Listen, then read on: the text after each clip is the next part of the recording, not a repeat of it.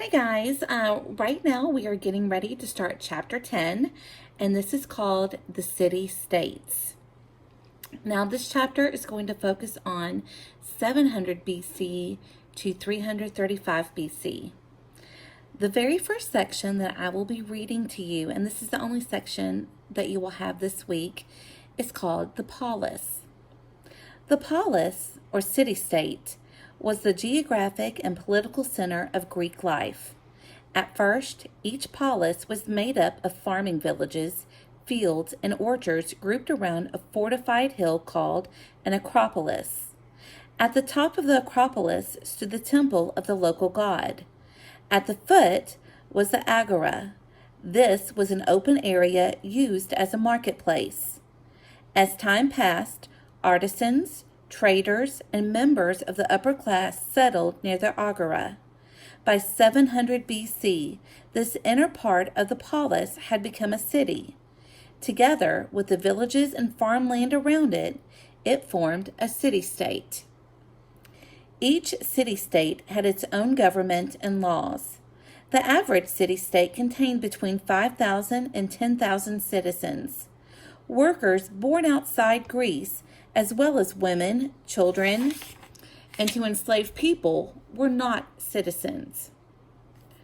Only citizens could vote, own property, hold public office, and speak for themselves in court. In return, they were expected to take part in government and to defend their polis in time of war or conflict. So, if you notice, children and women were not considered citizens, only the men. For Greek citizens in ancient times, civic and personal honor were one and the same. The polis gave them a sense of belonging. They put the good of the polis above everything else. Two of the greatest Greek city-states were Sparta and Athens. Sparta had the strongest army in Greece, while Athens had the strongest navy. However, each developed differently, with a different kind of government and a different way of life. So you can see this is really going to kind of kick us off to the most exciting part of our unit.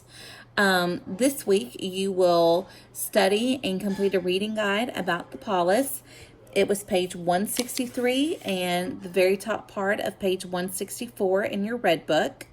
And that's it. That's all you have for your reading guide. And then you will have a quiz over this on Thursday.